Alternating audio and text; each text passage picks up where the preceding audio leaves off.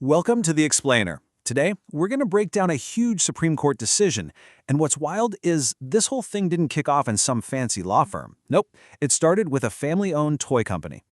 Yeah, you heard that right. This company, they make educational toys just outside of Chicago. And they decided to challenge the legality of tariffs the president put in place, and guess what? They just won. The Supreme Court actually struck those tariffs down. So you've got to be asking, how in the world did we get here, right? How did this legal power from way back in 1977 end up at the center of this huge fight? Well, to really get it, we've got to go back. I mean, way, way back, to the very beginning of the U.S. government. Okay, so let's get into it. It all boils down to this one idea that the founders of America were, well, completely obsessed with: the separation of powers. It sounds simple, but trust me, the consequences are massive. You see, the founders got this idea from this French philosopher, Montesquieu. This guy studied governments all the way back to ancient times, and he came to a pretty stark conclusion. He believed that splitting up power was the only way, the only possible design to stop a government from abusing its people. And here's what's so brilliant about his logic. Montesquieu's solution wasn't just to, hope for good leaders. He knew that was a losing game. Instead, his whole idea was to build a system where you could use the ambition of one part of the government to fight against the ambition of another. It's literally a system that's designed to have friction, on purpose. And you can see that thinking baked right into the U.S. Constitution. I mean, it's crystal clear. The power to create laws and taxes, and that includes tariffs, that belongs to Congress. The president, his job is to execute those laws, not make them up as he goes. Okay, so if the Constitution says the president can't just create tariffs, you're probably wondering, how did he do it?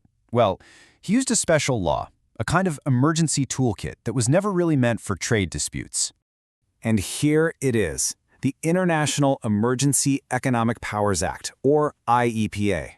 Basically, what happened was the president declared that unfair international trade was an unusual and extraordinary threat. And by making that declaration, he unlocked all the special powers in this act. That was the whole legal justification for the tariffs.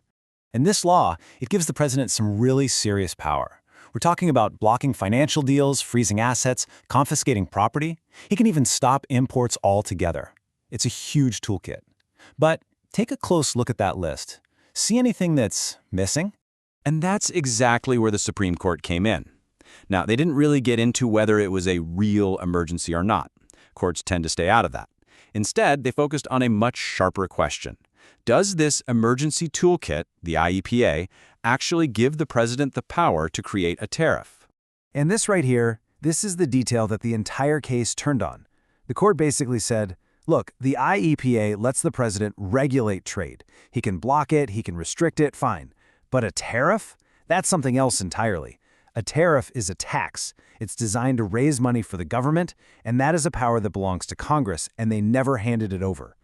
The president himself was pretty frustrated by this. He basically said, isn't it crazy? I can do anything I want. I can completely wipe out a country's trade, but I can't just charge them $1 to do business. It highlights the strange quirk in the law. And the court's logic is kind of like this. Think about a police officer. They have the power to arrest you, right? That's a huge power. But that doesn't automatically mean they also have the power to just take your wallet. One power doesn't just include the other. The power to tax is its own separate thing from the power to regulate. So the Supreme Court shut down this one particular path for creating tariffs. But believe me, this fight is not over, not by a long shot. And we are talking about hundreds of billions of dollars that are now up in the air. Just wrap your head around that number. $287 billion.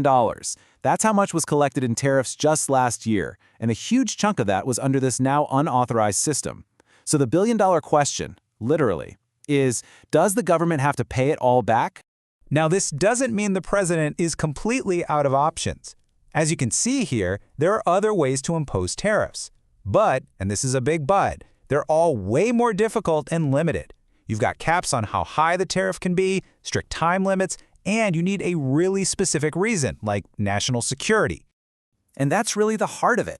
This ruling totally changes the game. That easy path where the president could just act alone is gone. Now, to get a tariff through, you've got to involve a bunch of different government departments, hold hearings, write reports. It's a whole process. It's that friction we were talking about earlier. It's checks and balances in action. So this whole saga, which started with a family toy company, ended up being this incredible real-world test of a 250-year-old idea. It really showed that a system built on friction can work just the way it was designed to. It proved that, yeah, ambition can check ambition. Montesquieu would have loved it. But it does leave us with a big question for today. In a world full of emergencies, how do you balance that need for fast action against the slow, careful checks and balances of a government that was designed, on purpose, to be divided?